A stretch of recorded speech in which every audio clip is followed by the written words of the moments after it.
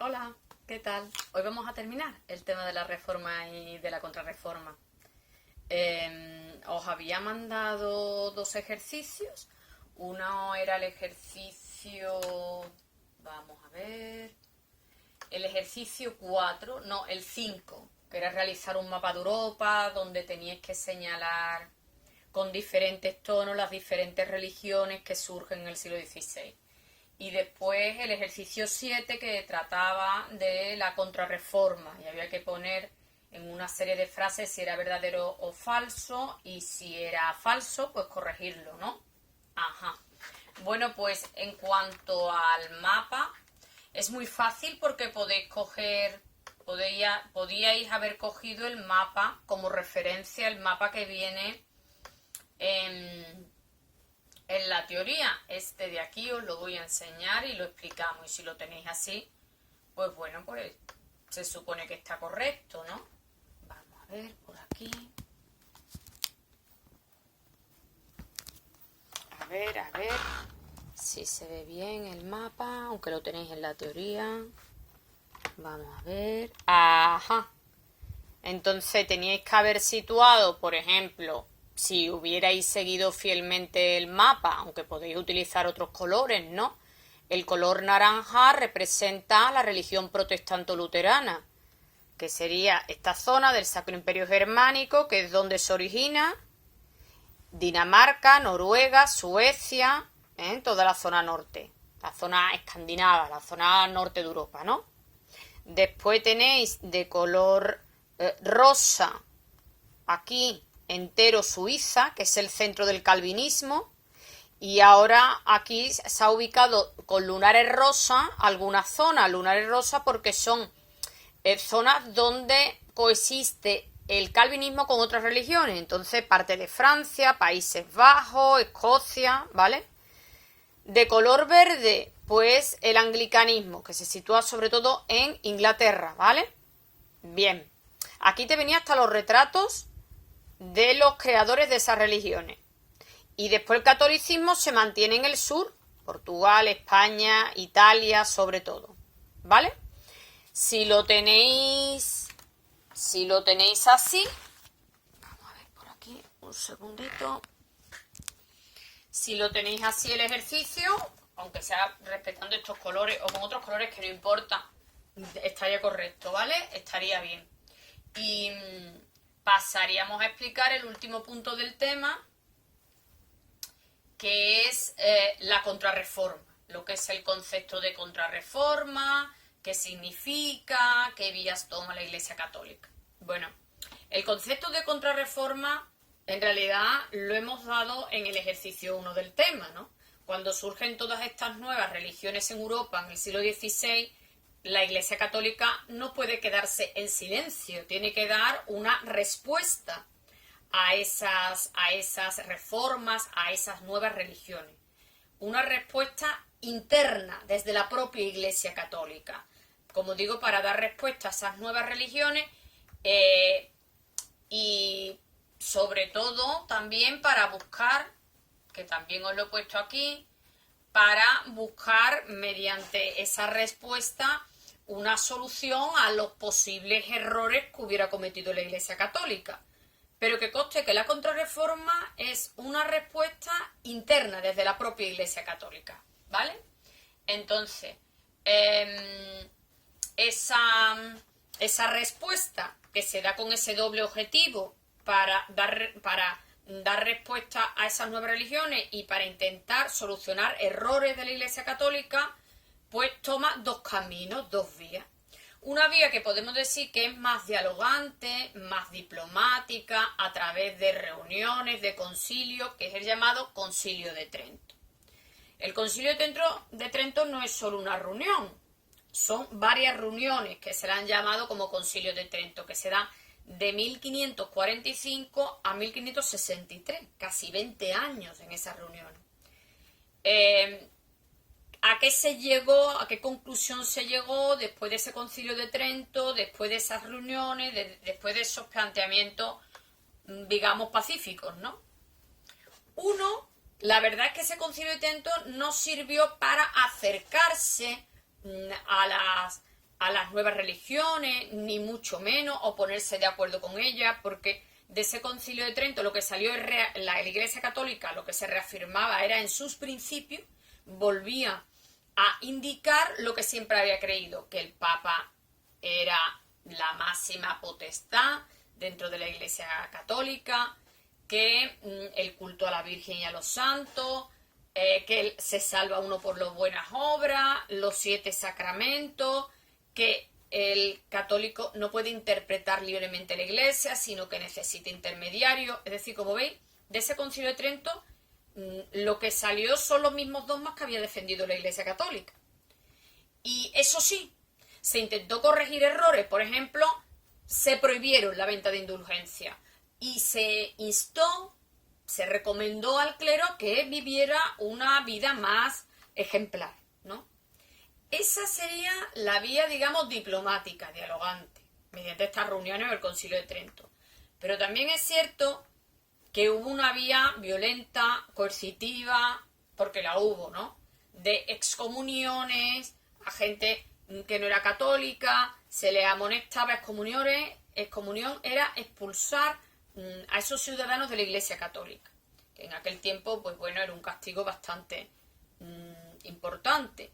Y dentro de esas medidas violentas está la Inquisición, que vamos a hablar de ella. La Inquisición no es una institución del siglo XVI, es una institución que existía desde la Edad Media, pero que ahora toma mucha relevancia, mucha importancia. Y era un tribunal que juzgaba, un tribunal eclesiástico, fijaros. Estaba formado por sacerdotes que eran los que juzgaban. Y, bueno, ¿qué juzgaban? Pues juzgaban a los sospechosos que no seguían el catolicismo, ¿vale? Los ciudadanos sospechosos que no seguían el catolicismo, y entonces se les sometía a un tribunal, a un juicio que se llamaba auto de fe. A partir de ese juicio, si era condenado, había diferentes castigos. Desde una indemnización hasta llevar un San Benito. Un San Benito era una señal, ¿no?, en la ropa, indicando que había sido juzgado por la Inquisición. Hasta la hoguera podría ser. Es verdad que a partir de esta contrarreforma, siguiendo la contrarreforma tiene esas dos vías, la dialogante y la violenta, pues aparecieron nuevas órdenes en la Iglesia que impulsaron un poco esa ideología de la contrarreforma, que fue la Orden del Carmelo y los jesuitas. Los jesuitas era un orden creado por Ignacio de Loyola y que fue una orden formada por sacerdotes muy intelectuales con una gran formación académica que influyeron muchísimo en la educación, ¿vale? En la educación de los ciudadanos. Y también eran importantes en su labor misionera. Hasta ahí he intentado explicar la contrarreforma y ahora había un ejercicio, que no sé si os acordáis, el ejercicio 7, que teníais que hacer, que era una serie de frases relacionadas con esto de la contrarreforma y teníais que poner verdadero o falso. Y si era falso, corregirlo. Así que lo voy a corregir, ¿vale? Que este sería el último ejercicio del tema.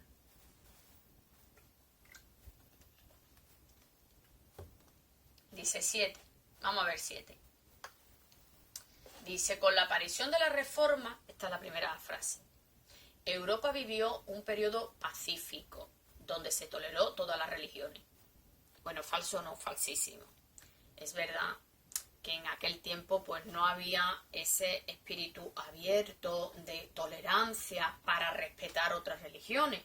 Y cuando surgen otras religiones nuevas en el siglo XVI, pues empieza a haber enfrentamientos entre ellas y se producen guerras cruentas. Entonces esto sería falso, claro. El llamado Il Sacco de Roma supuso el robo que practicaron los luteranos en Roma. Bueno, yo de este acontecimiento no he hablado, pero lo voy a citar. Esto sería falso, porque el Sacco de Roma es un acontecimiento que se produce a principios del siglo XVI y es cuando las tropas de Carlos I, el rey español, entran y saquean Roma, ¿vale? Dice la siguiente frase, el proceso de reforma interna que se produjo dentro de la Iglesia Católica se llamó contrarreforma. Si eso sí estaría bien, es verdad que la contrarreforma sería una reforma, una respuesta, pero interna dentro de la Iglesia Católica. Eso sería verdadero. Dice, la Contrarreforma se produjo tan solo para dar una respuesta clara a los protestantes. Bueno, pues eso sería falso, porque la Contrarreforma se hizo con dos objetivos. Uno, dar respuesta a no solo los protestantes, a las nuevas religiones que estaban surgiendo al siglo XVI. Y otra, para intentar renovarse internamente o mejorar esos fallos que tenía la Iglesia Católica. Con lo cual eso sería falso. Dice, en la Contrarreforma se optó por una vía dialogante y coercitiva. Es verdad, lo hemos dicho. En la Contrarreforma hubo un camino que podemos llamar un poco como menos violento, más dialogante, más diplomático, que sería el Concilio de Trento, y otro más violento, ahí estaría la Inquisición. Dice, en el Concilio de Trento se consiguió acercar posturas con el luteranismo. Falsísimo. Porque en el Concilio de Trento los católicos lo que hicieron fue reforzar otra vez, indicar los mismos dogmas, y esto no lo acercó al protestantismo o al luteranismo nada.